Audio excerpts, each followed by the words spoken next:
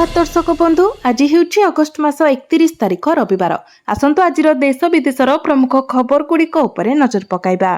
ता पूर्व चैनल नुआ थिले चैनल को सब्सक्राइब करी पाखरे आसुथिबा बेल आइकन को ऑन करि दियंतु एवं आपण केउ जिल्लारु हमर एही वीडियो को देखुछंती कमेंट बॉक्स रे निश्चय लिखंतु। तेबे आसंतु आजिर संपूर्ण खबर उपरे नजर पकाइबा। आजिर प्रथम खबर, राज्य में आहुरी 4 दिन प्रबल वर्षा जारी रहिबो। राज्य में आहुरी 4 दिन प्रबल वर्षा हेबो। आज पुणी वर्षार परिमाण बढ़िबो। एने सूचना देइछि आंचलिक पाणीपाग विभाग।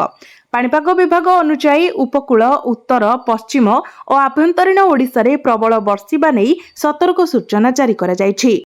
आज प्रबल वर्षा नहीं 20 जिला को येलो अलर्ट जारी करिछि पाणीपाग केन्द्र। आज पई सुंदरगढ़, केन्दुझर, झारसुगुड़ा, बरगढ़, संबलपुर, देवगढ़, अनुगुल, मयूरभंज, बालेश्वर, ढेंकानाल, जाजपुर, भद्रक, नयागढ़, खोर्धा, पुरी, जगतसिंहपुर, केन्द्रापड़ा, गंजाम, गजपति जिला को वार्निंग जारी करा जाइछि। आसंता सप्ताह आरंभ रे आउ एक लघुचाप सृष्टि हेबा संभावना रहिछि। उत्तर बंगोपसागर रे लघुचाप सृष्टि हेबा नै पूर्वानुमान करिछि अंतर्जातीय पाणीपाग विज्ञानी जैसन निकोलस। परवर्ती खबर, बढ़िबो चाषींको पंजीकरण अवधि। सूचना देले जोगाड़ मंत्री कृष्णचंद्र पात्र। चाषींको पंजीकरण अवधि बढ़िबो। जो चाषी माने एपर्यंत पंजीकरण करि नाहंती सेमानकु सुजोग दिया जिवो। अवधि बढ़िबा नै जोगाड़ मंत्री कृष्णचंद्र पात्र सूचना दैछंती।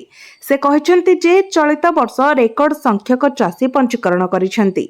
जो माने चाष छाडिथिले सेमाने वर्तमान चाषकु फेरुछंती। 19,67,000 चाषी पंजीकरण करिसंती। जो चाषी रहीगले तांको कथा विचार चलीछि। एथिपाई निष्पत्ति शीघ्र नियाजिबो। पंजीकरण अवधि बढ़िबो बोली जोगाण मंत्री कहिसंती। 27 तारिख रे सीएम किसान टंका चाषींको अकाउंट को जाइछि, किंतु जो चाषी एजाए पंजीकरण करिनाहंती सेमानंको पाई मध्य खुशी खबर रहिछि। सरकार चाषी पंजीकरण अवधि बढ़ाइबाकू योजना करिसंती। एने मुख्यमंत्री मोहन चरण माझी 27 अगस्ट रे कहिथिले। केते दिन बढ़िबो खूब शीघ्र घोषणा हेबो बोली मुख्यमंत्री कहिथिले। आउ सप्ताहे बढ़ाइबाकू प्रस्ताव देइथिले उपमुख्यमंत्री केभी सिंहदेव। उपमुख्यमंत्रीको प्रस्ताव को ग्रहण करा जाइछि एवं घोषणा हेबो बोली कहिथिले मुख्यमंत्री। परवर्ती खबर, ऑनलाइन रे महाप्रभुको पूजा। सोशल मीडिया रे भाइरल हेला एप्लिकेशन। ऑनलाइन रे महाप्रभुको पूजा पई एक एप्लिकेशन पक्षरु विज्ञप्ति जारी होईछि। पूजा परिसेवा .com एप्लिकेशन सोशल मीडिया रे भाइरल होउछि। एही एप्लिकेशन रे 4 प्रकार पूजा पई अलग अलग दर विज्ञप्ति रे उल्लेख रहिछि। अभिषेक पूजा, तुलसी दाना पूजा, साधारण दर्शन एवं चतुर्था विग्रह पूजा एथिरे शामिल करा जाइछि। सुखिला भोग दियाजिबा नै मध्य ऑनलाइन एप्लिकेशन ने उल्लेख रहिछि। साइबर टीम सह आलोचना करी पदक्षेप नेबु बोली कहिले एसपी। पुरी एसपी प्रतीक सिंह एमानंको कथारे न पड़िबाको अपील करिसंती। परवर्ती खबर, आईनजीबी लाइसेंस थिले करि पारिबेनी अन्य व्यवसाय। समस्त बार एसोसिएशन को निर्देश। आईनजीबी लाइसेंस हासिल करिथिबा व्यक्तिंको पई बड़ खबर। एनिके आपणको पाखरे आईनजीबी लाइसेंस थिले आपण अन्य व्यवसाय करि पारिबे नाही। आईनजीबी लाइसेंस प्राप्त व्यक्ति अन्य पेशारे कार्य करुथिबा अभियोग को गुरुतर सह ग्रहण करिछि ओडिशा राज्य आईनजीबी परिषद। राज्य आईनजीबी परिषद एपरि घटना रोकिबा पई राज्यर समस्त बार एसोसिएशन गुडी को निर्देश दैछि। आईनजीबी परिषद पक्षरु प्रेस विज्ञप्ति प्रकाश पाइछि। एथिरे कुआ जाइछि जे एडवोकेट एक्ट 1961 अनुसार लाइसेंस पाइबा परे जणे आईनजीबी एही पेशारे पूर्णांग रूपे कार्य करिवे। अन्य पेशारे कार्य करिबा पेशागत नैतिकतार विरुद्धाचरण करिबा। एही आईनजीबींको विरोधरे कार्यानुष्ठान ग्रहण कराजिबो बोली एप्रिल 12 रे निष्पत्ति निया जायथिला। जो आईनजीबी अन्य व्यवसाय करूछंती सेमानंको लाइसेंस सरेंडर बा सस्पेंड करिबा लागि आवेदन करिबाको निर्देश दिया जायछि। एही नियम को जो आईनजीबी उल्लंघन करूछंती सेमानंको विरोधरे फौजदारी मामला कराजिबो। एथिसह सेमानंको विरोधरे श्रृंखलागत कार्यानुष्ठान ग्रहण कराजिबो। एनै बार एसोसिएशन गुडी को राज्य आईनजीबी परिषद पक्षरु निर्देश दिया जायछि। परवर्ती खबर, महानदी जल विवाद। आलोचना रे आग को बढ़िले ओडिशा छत्तीसगढ़।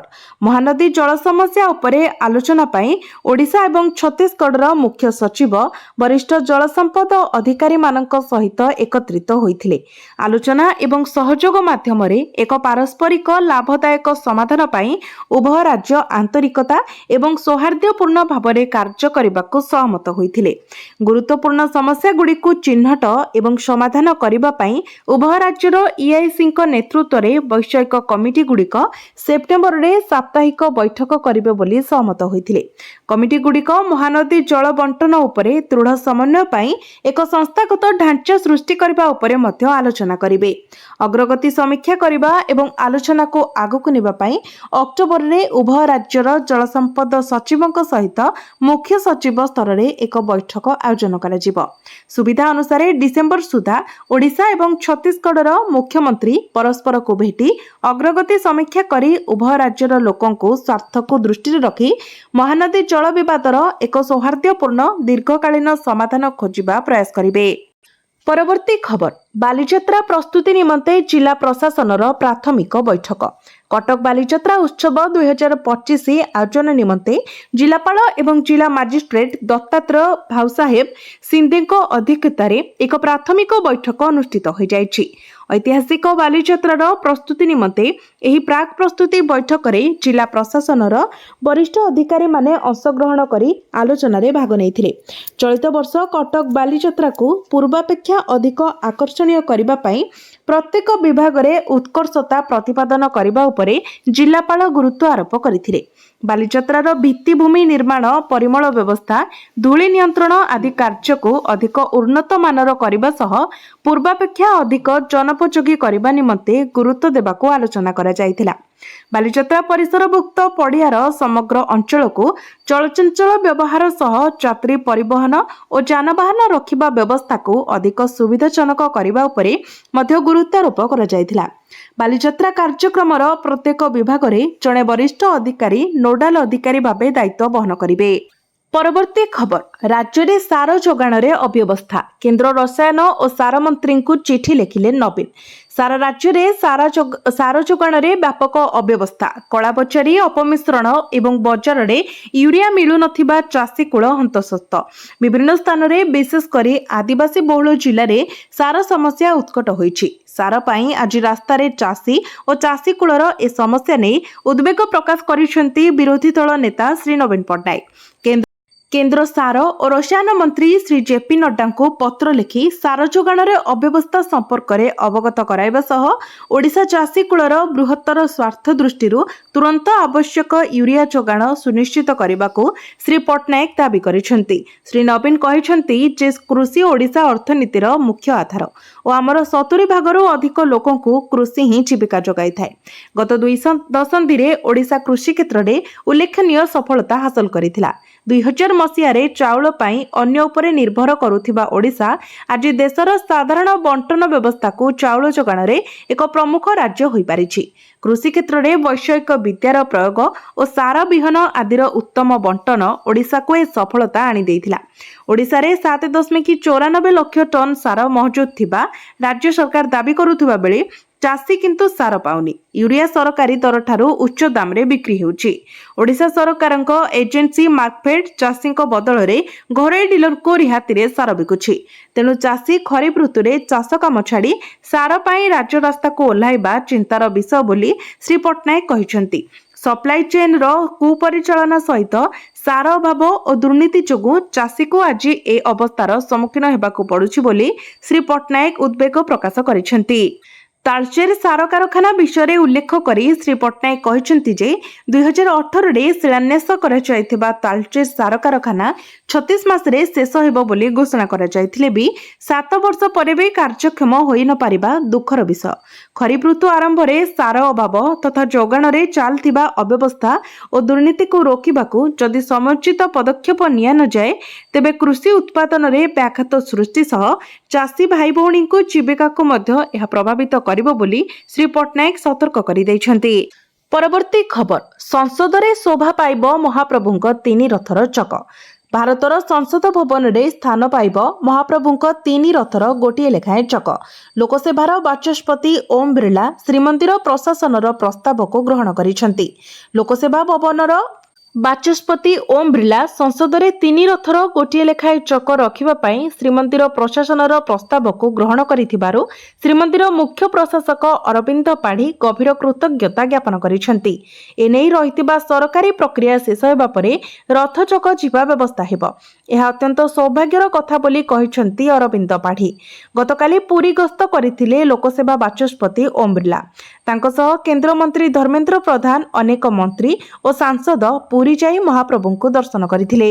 ପରବର୍ତ୍ତୀ ଖବର, ଟ୍ରମ୍ପଙ୍କୁ ବଡ଼ ଝଟକା, ଅତିରିକ୍ତ ଟାରିଫକୁ ବେଆଇନ ଘୋଷଣା। ଆମେରିକା ରାଷ୍ଟ୍ରପତି ଡୋନାଲ୍ଡ ଟ୍ରମ୍ପଙ୍କୁ ବଡ଼ ଝଟକା ଲାଗିଛି। ଆମେରିକା ସଂଘୀୟ ଅପିଲ ଅଦାଲତ ଟ୍ରମ୍ପଙ୍କ ଦ୍ୱାରା ଲାଗୁ ହୋଇଥିବା ଅତିରିକ୍ତ ଟାରିଫକୁ ଅବୈଧ କହିଛନ୍ତି। ଆମେରିକା ଦ୍ୱାରା ଲାଗୁ କରାଯାଇଥିବା ଅତିରିକ୍ତ ଶୁଳ୍କକୁ ବେଆଇନ ବୋଲି ଶୁକ୍ରବାର ଦିନ ଆମେରିକା ଫେଡେରାଲ ଆପିଲ କୋର୍ଟ ଟ୍ରମ୍ପଙ୍କୁ ରାୟ ଦେଇଛନ୍ତି। ଫେଡେରାଲ ସର୍କିଟ ପାଇଁ ଆମେରିକାର ଆପିଲ କୋର୍ଟ କହିଛି ଯେ ରାଷ୍ଟ୍ରପତିଙ୍କ ପାଖରେ ଜରୁରୀକାଳୀନ କ୍ଷମତା ଅଛି, କିନ୍ତୁ ସେଥିରେ ଶୁଳ୍କ କିମ୍ବା ଟିକସ ଲାଗୁ କରିବାର ଅଧିକାର ଅନ୍ତର୍ଭୁକ୍ତ ନାହିଁ। ଏହି ନିଷ୍ପତ୍ତିକୁ ଟ୍ରମ୍ପଙ୍କ ଅର୍ଥନୈତିକ ନୀତି ପାଇଁ ଏକ ବଡ଼ ଝଟକା ବୋଲି ବିବେଚନା କରାଯାଉଛି। ଏହି ରିପୋର୍ଟ ଅନୁଯାୟୀ କୋର୍ଟ ଅକ୍ଟୋବର 14 ପର୍ଯ୍ୟନ୍ତ ଶୁଳ୍କ ବଳବତ୍ତର ରଖିବାକୁ ଅନୁମତି ମଧ୍ୟ ଦେଇଛନ୍ତି, ଯାହା ଟ୍ରମ୍ପ ପ୍ରଶାସନକୁ ଏହି ମାମଲାକୁ ସୁପ୍ରିମକୋର୍ଟକୁ ନେବା ପାଇଁ ସୁଯୋଗ ଦେଇଛି। ଅନ୍ୟପକ୍ଷରେ ରାଷ୍ଟ୍ରପତି ଟ୍ରମ୍ପ କୋର୍ଟଙ୍କ ନିର୍ଦ୍ଦେଶକୁ ପ୍ରତ୍ୟାଖ୍ୟାନ କରି କହିଛନ୍ତି ଯେ ସମସ୍ତ ଶୁଳ୍କ ବଳବତ୍ତର ରହିବ। ସେ କୋର୍ଟଙ୍କ ନିଷ୍ପତ୍ତିକୁ ଭୁଲ ଏବଂ ପକ୍ଷପାତପୂର୍ଣ୍ଣ ବୋଲି କହିଛନ୍ତି। ଏଥିସହ ସେ କହିଛନ୍ତି ଏପରି ନିଷ୍ପତ୍ତି ଦେଶକୁ ବର୍ବାଦ କରିବ। ଆମେ ସୁପ୍ରିମକୋର୍ଟଙ୍କ ସହାୟତାରେ ଆମ ଜାତିର ସ୍ୱାର୍ଥରେ ଶୁଳ୍କ ବ୍ୟବହାର କରିବୁ। ପରବର୍ତ୍ତୀ ଖବର, ଆସିଲା ଶ୍ରେଷ୍ଠ ପ୍ରଦର୍ଶନକାରୀ 10 ମୁଖ୍ୟମନ୍ତ୍ରୀ ତାଲିକା। ଜାଣନ୍ତୁ କେଉଁ ସ୍ଥାନରେ ଅଛନ୍ତି ଆମ ସିଏମ୍। ଆସିଲା ଶ୍ରେଷ୍ଠ ପ୍ରଦର୍ଶନକାରୀ 10 ମୁଖ୍ୟମନ୍ତ୍ରୀ ତାଲିକା। ଏହି 10 ମୁଖ୍ୟମନ୍ତ୍ରୀ ତାଲିକାରେ ମୁଖ୍ୟମନ୍ତ୍ରୀ ମୋହନ ଚରଣ ମାଝୀ ସ୍ଥାନ ପାଇଛନ୍ତି। ଇଣ୍ଡିଆ ଟୁଡେରେ mood of the nation survey ପ୍ରକାଶ ପାଇଛି। ତାଲିକାର ପ୍ରଥମ ସ୍ଥାନରେ ଅଛନ୍ତି ଆସାମର ମୁଖ୍ୟମନ୍ତ୍ରୀ ହିମନ୍ତ ବିଶ୍ବ ଶର୍ମା। ଦ୍ୱିତୀୟ ସ୍ଥାନରେ ଛତିଶଗଡ଼ ମୁଖ୍ୟମନ୍ତ୍ରୀ ବିଷ୍ଣୁଦେଓ ସାଏ। ତୃତୀୟ ସ୍ଥାନରେ ଝାଡ଼ଖଣ୍ଡ ମୁଖ୍ୟମନ୍ତ୍ରୀ ହେମନ୍ତ ସୋରେନ। ତେବେ ଏହି ତାଲିକାର ଅଷ୍ଟମ ସ୍ଥାନରେ ଆମ ରାଜ୍ୟ ମୁଖ୍ୟମନ୍ତ୍ରୀ ମୋହନ ଚରଣ ମାଝୀଙ୍କ ନାମ ରହିଛି। ସେହିପରି ତାଲିକାର ଚତୁର୍ଥ ସ୍ଥାନରେ ଗୁଜରାଟର ମୁଖ୍ୟମନ୍ତ୍ରୀ ଭୂପେନ୍ଦ୍ର ଭାଇ ପଟେଲ। ପଞ୍ଚମ ସ୍ଥାନରେ ଉତ୍ତରପ୍ରଦେଶ ମୁଖ୍ୟମନ୍ତ୍ରୀ ଯୋଗୀ ଆଦିତ୍ୟନାଥ ରହିଛନ୍ତି। ଷଷ୍ଠ ସ୍ଥାନରେ ମଧ୍ୟପ୍ରଦେଶର ମୋହନ ଯାଦବ। ଆନ୍ଧ୍ରପ୍ରଦେଶର ମୁଖ୍ୟମନ୍ତ୍ରୀ ଚନ୍ଦ୍ରବାବୁ ନାଇଡୁ ସପ୍ତମ ସ୍ଥାନ ଅଧିକାର କରିଛନ୍ତି। ନବମ ସ୍ଥାନରେ ଅଛନ୍ତି ପଶ୍ଚିମବଙ୍ଗର ମୁଖ୍ୟମନ୍ତ୍ରୀ ମମତା ବାନାର୍ଜୀ। ଦଶମରେ ପଞ୍ଜାବ ମୁଖ୍ୟମନ୍ତ୍ରୀ ଭଗବତ ସିଂ ମାନ ରହିଛନ୍ତି। ମାତ୍ର 14 ମାସର ଶାସନ କାଳରେ ଶ୍ରୀ ମାଝୀ ଲୋକପ୍ରିୟତା ହାସଲ କରିଛନ୍ତି। ରାଜ୍ୟବାସୀ ତାଙ୍କ ପ୍ରଦର୍ଶନକୁ ଗ୍ରହଣ କରିଛନ୍ତି। ପରବର୍ତ୍ତୀ ଖବର, ଅକ୍ଟୋବରରୁ ପୋଲିସ ଏସ୍ଆଇ ପରୀକ୍ଷା। ସେପ୍ଟେମ୍ବର 20ରୁ ଡାଉନଲୋଡ୍ କରିପାରିବେ ଆଡମିଟ୍ କାର୍ଡ। ଅକ୍ଟୋବରରୁ ଆରମ୍ଭ ହେବ ପୋଲିସ ଏସ୍ଆଇ ପରୀକ୍ଷା। ଓଏମ୍ଆର୍ ସିଟ୍ ଜରିଆରେ ଲିଖିତ ପରୀକ୍ଷା ହେବ। ଏସ୍ଆଇ ର୍ୟାଙ୍କର ସମସ୍ତ ସିପିଏସ୍ଆଇ 2024 ପରୀକ୍ଷା ହେବ। ତେବେ ଅକ୍ଟୋବର 4 ଏବଂ 5ରେ ଏହି ପରୀକ୍ଷା ରାଜ୍ୟର ବିଭିନ୍ନ ଜିଲ୍ଲାରେ ଅନୁଷ୍ଠିତ ହେବ। ଓଡ଼ିଶା ପୋଲିସ ରିକ୍ରୁଟମେଣ୍ଟ ବୋର୍ଡ ପକ୍ଷରୁ ଏନେଇ ବିଜ୍ଞପ୍ତି ଜାରି ହୋଇଛି। ସେପ୍ଟେମ୍ବର 20 ପରଠୁ ଆଡମିଟ୍ କାର୍ଡ ଡାଉନଲୋଡ୍ କରିପାରିବେ ପରୀକ୍ଷାର୍ଥୀ। odishapolice.gov.inରୁ ଆଡମିଟ୍ କାର୍ଡ ଡାଉନଲୋଡ୍ ହେବ। ପରବର୍ତ୍ତୀ ଖବର, ଇନ୍ସପେକ୍ଟର ଓ ଏସ୍ଆଇଙ୍କ କ୍ଷମତା ବଢ଼ାଇଲେ ସରକାର। ଏସ୍ସି/ଏସ୍ଟି ମାମଲାର କରିବେ ତଦନ୍ତ। ରାଜ୍ୟରେ ଇନ୍ସପେକ୍ଟର ଓ ଏସ୍ଆଇଙ୍କ ବଢ଼ିଲା କ୍ଷମତା। ଇନ୍ସପେକ୍ଟର ଓ ଏସ୍ଆଇଙ୍କ ବଢ଼ିଲା କ୍ଷମତା ବଢ଼ାଇଲେ ସରକାର। ଏଣିକି ଏସ୍ସି/ଏସ୍ଟି ମାମଲାର ତଦନ୍ତ କରିପାରିବେ। ତଦନ୍ତ ସହ ଗିରଫ ଓ ସ୍ୱତନ୍ତ୍ର ଅଦାଲତରେ ମାମଲା କରିପାରିବେ। ପୂର୍ବରୁ ଡିଏସ୍ପି ପାହ୍ୟାର ଅଧିକାରୀଙ୍କୁ ଏହି କ୍ଷମତା ମିଳିଥିଲା। ଏନେଇ ଗୃହ ବିଭାଗ ପକ୍ଷରୁ ସଂଶୋଧିତ ବିଜ୍ଞପ୍ତି ପ୍ରକାଶ ପାଇଛି। ଏଚ୍ଆର୍ପିସି ଏଡିଜି ଯତୀନ୍ଦ୍ର କୋଏଲ ଏନେଇ ପ୍ରସ୍ତାବ ଦେଇଥିଲେ। ପରବର୍ତ୍ତୀ ଖବର, ଚୀନରେ ମୋଦିଙ୍କ ଭବ୍ୟ ସ୍ୱାଗତ। 25ତମ ଏସ୍ସିଓ ସମ୍ମିଳନୀରେ ସାମିଲ ହେବେ ମୋଦି। ଚାଇନାର ତିଆନଜିନରେ ପହଞ୍ଚିଲେ ପ୍ରଧାନମନ୍ତ୍ରୀ ନରେନ୍ଦ୍ର ମୋଦି।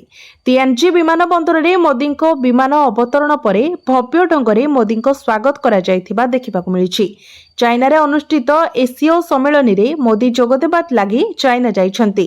25ତମ ସାଂଘାଇ ଶିଖର ସମ୍ମିଳନୀ ଅନୁଷ୍ଠିତ ହେବାକୁ ଯାଉଥିବା ବେଳେ ଏଥିରେ ମୋଦିଙ୍କ ସାମିଲ ଉପରେ ବିଶ୍ୱର ନଜର ରହିଛି। 7 ବର୍ଷ ପରେ ମୋଦି ଚାଇନା ଗସ୍ତ କରିଛନ୍ତି। 2017ରେ ଭାରତ ଏସ୍ସିଓ ସଦସ୍ୟତା ଲାଭ କରିଥିଲା। ମୋଦି ଓ ଚାଇନା ରାଷ୍ଟ୍ରପତି ସି ଜିନପିଙ୍ଗଙ୍କ ସହ ଦ୍ୱିପାକ୍ଷିକ ଆଲୋଚନା କରିବା ନେଇ ଆଲୋଚନା କରାଯାଉଛି। ପରବର୍ତ୍ତୀ ଖବର, ଓଡ଼ିଶା ଆସିବେ ରାହୁଲ ଗାନ୍ଧୀ। ପିସିସି ସଭାପତିଙ୍କ ସୂଚନା। ଓଡ଼ିଶା ଗସ୍ତରେ ଆସିବେ ରାହୁଲ ଗାନ୍ଧୀ। ନଭେମ୍ବର କିମ୍ବା ଡିସେମ୍ବରରେ ଓଡ଼ିଶା ଆସିବେ ରାହୁଲ ଗାନ୍ଧୀ। ଏନେଇ ସୂଚନା ଦେଇଛନ୍ତି ପିସିସି ସଭାପତି ଭକ୍ତ ଦାସ। ରୋଡ୍ ଶୋ ସହ ପଦଯାତ୍ରା ସଭା କାର୍ଯ୍ୟକ୍ରମରେ ରାହୁଲ ଯୋଗ ଦେବା ନେଇ ସୂଚନା ଦେଇଛନ୍ତି ପିସିସି ସଭାପତି। ଭୋଟ ଚୋରି, ନାରୀ ନିର୍ଯାତନା, ଓଡ଼ିଶା କାହିଁକି ଗରିବ ଗସ୍ତରେ ଏହି ପ୍ରସଙ୍ଗ ଉଠାଇବେ ରାହୁଲ ଗାନ୍ଧୀ। ଏନେଇ ସୂଚନା ଦେଇଛନ୍ତି ଭକ୍ତ ଦାସ। ସରକାରଙ୍କୁ ଏ ମୁଦ୍ଦା ନେଇ ଟାର୍ଗେଟ କରିବେ ରାହୁଲ। ବିରୋଧୀଙ୍କୁ ଭୋଟ ଚୋରି, ନାରୀ ନିର୍ଯାତନା ନେଇ ଘେରିବେ ରାହୁଲ ଗାନ୍ଧୀ। ପରବର୍ତ୍ତୀ ଖବର, ରାୟଗଡ଼ାରେ ବେଦାନ୍ତ ଆଲୁମିନିୟମର ମାଗଣା ଚକ୍ଷୁ ପରୀକ୍ଷା ଶିବିର। ସାଧାରଣ ଲୋକଙ୍କୁ ମାଗଣା ସେବା ଯୋଗାଉଛି ବେଦାନ୍ତ ଆଲୁମିନିୟମ। ଏହି ପରିପ୍ରେକ୍ଷୀରେ ଭାରତର ସର୍ବବୃହତ ଆଲୁମିନିୟମ ଉତ୍ପାଦକ ବେଦାନ୍ତ ଆଲୁମିନିୟମ ଏଲ୍ଭି ପ୍ରସାଦ ଚକ୍ଷୁ ପ୍ରତିଷ୍ଠାନ ସହିତ ମିଶି ରାୟଗଡ଼ାର କାଶୀପୁର ବ୍ଲକର ଗୋଷ୍ଠୀ ସ୍ୱାସ୍ଥ୍ୟ କେନ୍ଦ୍ରରେ ଏକ ମାଗଣା ଚକ୍ଷୁ ପରୀକ୍ଷା ଶିବିରର ଆୟୋଜନ କରିଥିଲା। ଏହି ପଦକ୍ଷେପ କାଶୀପୁର ବ୍ଲକ ଏବଂ ନିକଟସ୍ଥ ଗ୍ରାମଗୁଡ଼ିକର 165ରୁ ଅଧିକ ବାସିନ୍ଦାଙ୍କୁ ଉପକୃତ କରିଥିଲା, ଯାହା ଗୋଷ୍ଠୀ ସ୍ୱାସ୍ଥ୍ୟ ଏବଂ କଲ୍ୟାଣ ବୃଦ୍ଧି ପାଇଁ କମ୍ପାନୀର ପ୍ରତିବଦ୍ଧତାକୁ ଦର୍ଶାଇଥିଲା। ଏହି ଶିବିରରେ ମୋତିଆବିନ୍ଦୁ ଏବଂ ଅନ୍ୟାନ୍ୟ ଚକ୍ଷୁ ସମ୍ବନ୍ଧୀୟ ସମସ୍ୟାର ପ୍ରାରମ୍ଭିକ ଚିହ୍ନଟ ଉପରେ ଧ୍ୟାନ ଦିଆଯାଇଥିଲା, ଯାହାଦ୍ୱାରା ସମୟୋଚିତ ଚିକିତ୍ସା ସମ୍ଭବ ହୋଇପାରିବ ଏବଂ ଗ୍ରାମାଞ୍ଚଳରେ ଚକ୍ଷୁ ସ୍ୱାସ୍ଥ୍ୟ ପ୍ରତି ସଚେତନତା ବୃଦ୍ଧି କରାଯାଇପାରିବ। ପରବର୍ତ୍ତୀ ଖବର, ଚୀନରେ ଓଡ଼ିଶୀ ନୃତ୍ୟର ଝଲକ। ବନ୍ଦେ ମାତରମ୍ ଧୁନରେ ପ୍ରଧାନମନ୍ତ୍ରୀଙ୍କୁ ଭବ୍ୟ ସ୍ୱାଗତ। ମୋଦି ମୋଦି ନାରାରେ କମ୍ପିଲା ପରିବେଶ। ଚୀନରେ ଓଡ଼ିଶୀ ନୃତ୍ୟର ଝଲକ। ବିଶ୍ୱ ଦରବାରରେ ପୁଣି ଝଲସିଲା ଓଡ଼ିଶୀ ନୃତ୍ୟ। ଚୀନ କଳାକାରଙ୍କ ଦ୍ୱାରା ପରିବେଷିତ ହେଲା ଓଡ଼ିଶୀ, ଯାହାକୁ ଦେଖି ଘଡ଼ିଏ ଅଟକି ଗଲେ ପ୍ରଧାନମନ୍ତ୍ରୀ ମୋଦି। ଆଉ ନୃତ୍ୟଶିଳ୍ପୀଙ୍କୁ ପଚାରିଲେ, କେଉଁଠୁ ଶିଖିଲ ଏ ନୃତ୍ୟ? ଉତ୍ତରରେ ଚୀନର କଳାକାର କଲେ ଓଡ଼ିଶା ଓ ଓଡ଼ିଶୀ ନୃତ୍ୟର ଭୁରି ଭୁରି ପ୍ରଶଂସା। ତେବେ ଜାପାନ ଗସ୍ତ ସାରି ଗତକାଲି ଯେତେବେଳେ ଚୀନର ତିଆଂଜିନରେ ପହଞ୍ଚିଥିଲେ ପ୍ରଧାନମନ୍ତ୍ରୀ ମୋଦି, ଠିକ୍ ସେତେବେଳେ ତାଙ୍କୁ ଭବ୍ୟ ସ୍ୱାଗତ କରାଯାଇଥିଲା। ଏକ ହୋଟେଲରେ ମୋଦିଙ୍କୁ ସ୍ୱାଗତ କରାଯାଇଥିବା ବେଳେ ପ୍ରବାସୀ ଭାରତୀୟଙ୍କ ଦ୍ୱାରା ଦିଆଯାଇଥିବା ମୋଦି ମୋଦି ନାରାରେ କମ୍ପିଥିଲା ପରିବେଶ। ଆଉ ଠିକ୍ ଏତିକି ବେଳେ ମୋଦିଙ୍କ ନଜରରେ ପଡ଼ିଥିଲା ଓଡ଼ିଶୀ ନୃତ୍ୟ, ଯାହାକୁ ମୋଦିଙ୍କ ସ୍ୱାଗତ ପାଇଁ ପରିବେଷଣ କରୁଥିଲେ ଚୀନର କଳାକାର। ତେବେ ମୋଦି ସ୍ୱାଗତର ସେହି ମନ୍ତ୍ରମୁଗ୍ଧ ମୂର୍ଚ୍ଛନାମୟ ପରିବେଶକୁ ମନଭରି ଉପଭୋଗ କରିଥିବା ବେଳେ ଚାଇନା କଳାକାରଙ୍କ ଦ୍ୱାରା ପ୍ରସ୍ତୁତ ଭାରତୀୟ ଶାସ୍ତ୍ରୀୟ ସଙ୍ଗୀତ ଏବଂ ନୃତ୍ୟ ବେଶ୍ ଚମତ୍କାର ହୋଇଥିବାରୁ ମୋଦି ସେମାନଙ୍କୁ ପ୍ରଶଂସା କରିବା ସହ ଓଡ଼ିଶୀ ନୃତ୍ୟ କରିଥିବା ଜଣେ ଚୀନ କଳାକାରଙ୍କୁ କେଉଁଠୁ ଏ ନୃତ୍ୟ ଶିଖିଥିଲ ବୋଲି ପଚାରିଥିଲେ। ତେବେ ଉତ୍ତରରେ ନୃତ୍ୟଶିଳ୍ପୀ ଜଣକ କହିଥିଲେ, ଏହା ମୁଁ କୋଲକାତାରୁ ଶିଖିଥିଲି। ଦୀର୍ଘ 13 ବର୍ଷ ଧରି ଓଡ଼ିଶୀ ମୁଁ ଶିଖି ଆସୁଛି ଏବଂ 2 ମାସ ଧରି ପ୍ରସ୍ତୁତି ପରେ ଆଜି ଆପଣଙ୍କ ସାମ୍ନାରେ ନୃତ୍ୟ କରିବାର ସୌଭାଗ୍ୟ ମିଳିଛି କହି ମୋଦିଙ୍କ ପ୍ରତି ସମ୍ମାନ ଜଣାଇଥିଲେ କଳାକାର। ତେବେ କଥକ ନୃତ୍ୟ ମଧ୍ୟ ପରିବେଷଣ କରାଯାଇଥିଲା। ତା ସହ ବନ୍ଦେ ମାତରମ୍ ସଙ୍ଗୀତକୁ ବାଦ୍ୟଯନ୍ତ୍ର ଜରିଆରେ ବାଦନ କରି ମୋଦିଙ୍କୁ ସ୍ୱାଗତ କରିଥିଲେ ଅନ୍ୟ ଚୀନର କଳାକାର, ଯାହା ଭାରତୀୟ ଶାସ୍ତ୍ରୀୟ ସଙ୍ଗୀତ, ନୃତ୍ୟ ଏବଂ ବାଦ୍ୟ ପାଇଁ ଏକ ସୁନ୍ଦର ମୁହୂର୍ତ୍ତ। ତବଲା ବଜାଉଥିବା କଳାକାର କହିଛନ୍ତି, ପ୍ରଧାନମନ୍ତ୍ରୀ ମୋଦି ଆମ ଶାସ୍ତ୍ରୀୟ ସଙ୍ଗୀତ ପରିବେଷଣକୁ ପସନ୍ଦ କଲେ। ସେ ଜଣେ ସୁନ୍ଦର ମଣିଷ। ସେପଟେ ମୋଦି ମୋଦି ନାରାରେ ହୋଟେଲ କମ୍ପିଥିବା ବେଳେ ଭାରତୀୟଙ୍କୁ ଭେଟିଥିଲେ ମୋଦି। କୁନି କୁନି ପିଲାଙ୍କ ସହ ମୁହୂର୍ତ୍ତ କାଟିଥିବାର ଫଟୋ ସେ ସୋସିଆଲ ମିଡିଆରେ ପୋଷ୍ଟ କରିଛନ୍ତି। ପରବର୍ତ୍ତୀ ଖବର, ଆମେରିକା ରାଷ୍ଟ୍ରପତି ହେବେ ଜେଡି ଭାନ୍ସ। ଏବେ ନିଖୋଜ ଅଛନ୍ତି ଡୋନାଲ୍ଡ ଟ୍ରମ୍ପ। ଆମେରିକା ରାଷ୍ଟ୍ରପତି ଡୋନାଲ୍ଡ ଟ୍ରମ୍ପଙ୍କ ନିଖୋଜ ଖବର ଏବେ ହଇଚଇ ସୃଷ୍ଟି କରିଛି। ଗତ କିଛି ଦିନ ଧରି ତାଙ୍କର ସ୍ୱାସ୍ଥ୍ୟ ଖରାପ ଥିବା ନେଇ ଗୁଜବ ଉଠିଥିଲା। ଏହି ସମୟରେ ତାଙ୍କ ନିଖୋଜ ଖବର ହ୍ୱାଇଟ୍ ହାଉସରୁ ସମଗ୍ର ଆମେରିକା ପର୍ଯ୍ୟନ୍ତ ହଇଚଇ ସୃଷ୍ଟି କରିଛି। ଟ୍ରମ୍ପ କୁଆଡ଼େ ଗଲେ? ଗତ କିଛି ଦିନ ଧରି ଡୋନାଲ୍ଡ ଟ୍ରମ୍ପଙ୍କୁ ସାଧାରଣରେ ଦେଖିବାକୁ ମିଳୁନାହିଁ। ଏପରି ପରିସ୍ଥିତିରେ ତାଙ୍କ ଅନୁପସ୍ଥିତିକୁ ନେଇ ଅନେକ ପ୍ରଶ୍ନ ଉଠିବା ଆରମ୍ଭ ହୋଇଛି। ସୋସିଆଲ ମିଡିଆରେ ଆଲୋଚନା ହେଉଛି ଯେ ଆମେରିକା ରାଷ୍ଟ୍ରପତି ଲୋକଙ୍କ ଆଖି ଆଗରୁ କୁଆଡ଼େ ଗାୟବ ହୋଇଯାଇଛନ୍ତି। ତଥାପି ଏହି ଖବର କେବଳ ସୋସିଆଲ ମିଡିଆରେ କିଛି ଆକାଉଣ୍ଟରେ ଘୁରି ବୁଲୁଛି। ହ୍ୱାଇଟ୍ ହାଉସ୍ ଏପର୍ଯ୍ୟନ୍ତ ଏହି ବିଷୟରେ କୌଣସି ମନ୍ତବ୍ୟ ଦେଇନାହିଁ। ପରବର୍ତ୍ତୀ ଖବର, ଭିଡ଼ କମାଇବାକୁ 150 ସ୍ୱତନ୍ତ୍ର ଟ୍ରେନ୍ ଚଳାଇବ ରେଳବାଇ। ଓଡ଼ିଶାରୁ ଏସବୁ ସ୍ଥାନକୁ ଗଡ଼ିବ ଟ୍ରେନ୍। ଆସୁଛି ପାର୍ବଣ ଋତୁ। ଆଉ ପାର୍ବଣ ଋତୁରେ ଯାତ୍ରୀଙ୍କ ସଂଖ୍ୟା ଅହେତୁକ ଭାବେ ବଢ଼ିଯାଇଥାଏ। ବିଶେଷ କରି ବାହାର ରାଜ୍ୟରେ ରହୁଥିବା ଲୋକମାନେ ନିଜ ଘରକୁ ଆସିଥାନ୍ତି। ଆଉ ଲୋକଙ୍କ ସୁବିଧା ପାଇଁ ଭାରତୀୟ ରେଳବାଇ ଦୀପାବଳି ପୂର୍ବରୁ ଅନେକ ସ୍ୱତନ୍ତ୍ର ଟ୍ରେନ୍ ଘୋଷଣା କରିଛି, ଯାହା ପାର୍ବଣ ସମୟରେ ଲୋକଙ୍କ ଯାତ୍ରାକୁ ସହଜ କରିବ। 21 ସେପ୍ଟେମ୍ବରରୁ 30 ନଭେମ୍ବର ମଧ୍ୟରେ 125ଟି ପୂଜା ସ୍ୱତନ୍ତ୍ର ଟ୍ରେନ୍ ଚାଲିବ ଏବଂ ଏଥିମଧ୍ୟରୁ ସର୍ବାଧିକ 48ଟି ଟ୍ରେନ୍ ଦକ୍ଷିଣ କେନ୍ଦ୍ରୀୟ ରେଳବାଇ ଦ୍ୱାରା ପରିଚାଳିତ ହେବ। ଅନ୍ୟପକ୍ଷରେ ପୂର୍ବ କେନ୍ଦ୍ରୀୟ ରେଳବାଇ ବିହାର ରୁଟ୍ରେ 14ଟି ଟ୍ରେନ୍ ଚଳାଇବ। ପୂର୍ବ ରେଳବାଇ 24ଟି ସ୍ୱତନ୍ତ୍ର ଟ୍ରେନ୍ ଚଳାଇବ। ଏଗୁଡ଼ିକ କୋଲକାତା, ସିଆଲଦା, ହାୱାଡାର ଲୋକମାନଙ୍କୁ ସୁବିଧା ପ୍ରଦାନ କରିବ। ପଶ୍ଚିମ ରେଳବାଇ ମଧ୍ୟ ଏହି ପର୍ବ ଋତୁରେ 24ଟି ସ୍ୱତନ୍ତ୍ର ଟ୍ରେନ୍ ଚଳାଇବ, ଯାହା ମୁମ୍ବାଇ, ସୁରଟ ଏବଂ ଭଦୋଦରାରୁ ଯାତ୍ରୀମାନଙ୍କୁ ପରିବହନ କରିବ। ଦକ୍ଷିଣ ରେଳବାଇ ଚେନ୍ନାଇ, କୋଏମ୍ବାଟୁର ଏବଂ ମଦୁରାଇ ଭଳି ରେଳ ଷ୍ଟେସନରୁ 10ଟି ସ୍ୱତନ୍ତ୍ର ଟ୍ରେନ୍ ଚଳାଇବାକୁ ନିଷ୍ପତ୍ତି ନେଇଛି। ଭୁବନେଶ୍ୱର, ପୁରୀ ଏବଂ ସମ୍ବଲପୁର, ରାଞ୍ଚି, ଟାଟାନଗର, ପ୍ରୟାଗରାଜ, କାନପୁର, ବିଳାସପୁର, ରାୟପୁର, ଭୋପାଳ ଏବଂ କୋଟା ଭଳି ସହରରୁ ମଧ୍ୟ ସ୍ୱତନ୍ତ୍ର ଟ୍ରେନ୍ ଚଲାଯିବ। ବିଶେଷ କରି ଏହି ସ୍ୱତନ୍ତ୍ର ଟ୍ରେନ୍ ମଧ୍ୟରେ ପୁରୀରୁ ପାଟନା ଓ ଭୁବନେଶ୍ୱରରୁ ଯଶବନ୍ତପୁର ସ୍ୱତନ୍ତ୍ର ଟ୍ରେନ୍ ଚଳାଚଳ କରିବ। ଏହି ଦୁଇଟି ଟ୍ରେନ୍ ଆସନ୍ତା ସେପ୍ଟେମ୍ବର 13 ତାରିଖରୁ ଚଳାଚଳ କରିବ। ଭାରତୀୟ ରେଳବାଇ ପକ୍ଷରୁ କୁହାଯାଇଛି ଯେ ଆଗାମୀ ଦିନରେ ଅନେକ ଅନ୍ୟ ଷ୍ଟେସନରୁ ସ୍ୱତନ୍ତ୍ର ଟ୍ରେନ୍ ଚଳାଚଳ ଘୋଷଣା କରାଯିବ। ବିଶେଷ କରି ପୂର୍ବ କେନ୍ଦ୍ରୀୟ ରୁଟ୍ରେ ଯାତ୍ରୀଙ୍କ ଭିଡ଼କୁ ଦୃଷ୍ଟିରେ ରଖି ଆହୁରି ଅନେକ ଟ୍ରେନ୍ ଆରମ୍ଭ କରାଯାଇପାରିବ। ପରବର୍ତ୍ତୀ ଖବର, ଭାରତ ଆସିବ ପାକିସ୍ତାନର ଜୁନିୟର ହକି ଦଳ। ପହଲଗାମ ଆକ୍ରମଣ ଓ ଅପରେସନ ସିନ୍ଦୁର ପରେ ଭାରତ ଓ ପାକିସ୍ତାନ ମଧ୍ୟରେ ସମ୍ପର୍କ ଆହୁରି ତିକ୍ତ ରହିଛି। ଏହାର ପ୍ରଭାବ ଦୁଇ ଦେଶ ମଧ୍ୟରେ ଥିବା କ୍ରୀଡ଼ା ସମ୍ପର୍କ ଉପରେ ମଧ୍ୟ ପଡ଼ିଛି। ପାକିସ୍ତାନ ସହ କୌଣସି ପ୍ରକାରର ଦ୍ୱିପାକ୍ଷିକ କ୍ରୀଡ଼ା ପ୍ରତିଯୋଗିତାକୁ ନିଷିଦ୍ଧ କରିଛି ଭାରତ। ସେପଟେ ପାକିସ୍ତାନ ଦଳ ମଧ୍ୟ ହକି ଏସିଆ କପ୍ ପାଇଁ ଭାରତ ନ ଆସିବାକୁ ନିଷ୍ପତ୍ତି ନେଇଥିଲା। କିନ୍ତୁ ଜୁନିୟର ହକି ବିଶ୍ୱକପ୍ ପୂର୍ବରୁ ଏକ ବଡ଼ ଅପଡେଟ୍ ଆସିଛି। ଏହି ଟୁର୍ଣ୍ଣାମେଣ୍ଟ ଖେଳିବାକୁ ଭାରତ ଆସିବ ପାକିସ୍ତାନ ଦଳ। ହକି ଇଣ୍ଡିଆର ମହାସଚିବ ଭୋଳାନାଥ ସିଂ ଘୋଷଣା କରିଛନ୍ତି ଯେ ପାକିସ୍ତାନ ଚଳିତ ବର୍ଷ ଶେଷରେ ଭାରତରେ ଅନୁଷ୍ଠିତ ହେବାକୁ ଥିବା FIH ଜୁନିୟର ହକି ବିଶ୍ୱକପ୍ରେ ଅଂଶଗ୍ରହଣ ନିଶ୍ଚିତ କରିଛି। FIH ଜୁନିୟର ହକି ବିଶ୍ୱକପ୍ ବିଶ୍ୱର ଏକ ମର୍ଯ୍ୟାଦାଜନକ ଇଭେଣ୍ଟ, ଯେଉଁଥିରେ ବିଶ୍ୱର 21 ବର୍ଷରୁ କମ୍ ଦଳ ଅଂଶଗ୍ରହଣ କରନ୍ତି। ଏହି ଟୁର୍ଣ୍ଣାମେଣ୍ଟ ଯୁବ ଖେଳାଳିମାନଙ୍କୁ ଅନ୍ତର୍ଜାତୀୟ ସ୍ତରରେ ସେମାନଙ୍କର ପ୍ରତିଭା ପ୍ରଦର୍ଶନ କରିବାର ସୁଯୋଗ ଦିଏ ଏବଂ ଭବିଷ୍ୟତର ତାରକାମାନଙ୍କୁ ଉଭା ହେବାର ସୁଯୋଗ ପ୍ରଦାନ କରେ। ହକିରେ ଏହାର ଐତିହ୍ୟ ପାଇଁ ଜଣାଶୁଣା ଭାରତ ଏଥର ଏହି ଟୁର୍ଣ୍ଣାମେଣ୍ଟ ଆୟୋଜନ କରିବ। ପରବର୍ତ୍ତୀ ଖବର, ନଭେମ୍ବର ମାସରୁ ଆରମ୍ଭ ହେବ PM ଆବାସ ଯୋଜନା ବଣ୍ଟନ ପ୍ରକ୍ରିୟା। ପର୍ଯ୍ୟାୟକ୍ରମେ ଦିଆଯିବ ଆବାସ ଘର। ଏନେଇ ଗ୍ରାମ୍ୟ ଉନ୍ନୟନ ମନ୍ତ୍ରୀ ରବି ନାରାୟଣ ନାୟକ ସୂଚନା ଦେଇଛନ୍ତି। ଭାଗ ହୋଇଥିବା ଏବଂ ଭିନ୍ନକ୍ଷମ ହିତାଧିକାରୀଙ୍କୁ ମଧ୍ୟ ଘର ଦେବେ ସରକାର।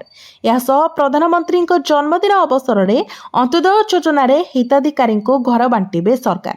ପରେ ପର୍ଯ୍ୟାୟକ୍ରମେ ଘର ପାଇବେ ହିତାଧିକାରୀ।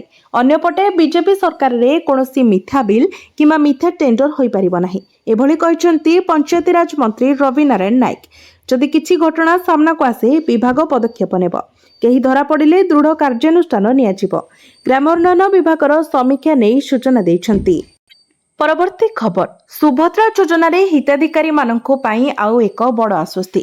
ରାଜ୍ୟ ସରକାର ସୁଭଦ୍ରା ଯୋଜନାରେ ହିତାଧିକାରୀମାନଙ୍କ ପାଇଁ ଆଉ ଏକ ବଡ଼ ଆଶ୍ୱସ୍ତି ଦେଇଛନ୍ତି। ଦ୍ୱିତୀୟ କିସ୍ତିରୁ ବାଦ୍ ପଡ଼ିଥିବା ସମସ୍ତ ହିତାଧିକାରୀମାନଙ୍କୁ ଟଙ୍କା ମିଳିବ। ମିଶନ ଶକ୍ତି ଭବନଠାରେ ଦିବ୍ୟାଙ୍ଗ ଭଉଣୀଙ୍କ ସହ ବାର୍ତ୍ତାଳାପ କାର୍ଯ୍ୟକ୍ରମରେ ଉପମୁଖ୍ୟମନ୍ତ୍ରୀ ଶ୍ରୀମତୀ ପରିଡ଼ା କହିଛନ୍ତି, EKYC ଡାଟା ଏଣ୍ଟ୍ରିରେ ତ୍ରୁଟି ଯୋଗୁଁ କେତେକ ଜୀବିତ ହିତାଧିକାରୀଙ୍କୁ ମୃତ ଦର୍ଶାଯାଇଛି। ସେମାନଙ୍କୁ ଭୁଲରେ ମୃତ ଦର୍ଶାଯାଇଥିବାରୁ ଦ୍ୱିତୀୟ କିସ୍ତି ପାଇପାରି ନାହାନ୍ତି। ଏହି ସମସ୍ୟାର ସମାଧାନ ଖୁବ୍ ଶୀଘ୍ର କରାଯାଉଛି। ଅଙ୍ଗନବାଡ଼ି କର୍ମୀମାନେ ଗାଁକୁ ଯାଇ ସର୍ଭେ କରିବେ। Survey report portal grievance upload ହେବ। ଯାଞ୍ଚ ପରେ ହିତାଧିକାରୀମାନଙ୍କୁ ଦ୍ୱିତୀୟ କିସ୍ତି ମିଳିବ। ପ୍ରଥମ କିସ୍ତି ପାଇଥିବା ସମସ୍ତ ଜୀବିତ ହିତାଧିକାରୀ ଦ୍ୱିତୀୟ କିସ୍ତିର ଟଙ୍କା ପାଇବେ। ଦ୍ୱିତୀୟ କିସ୍ତି ପାଇଁ ଚିନ୍ତା କରିବାର କିଛି ନାହିଁ।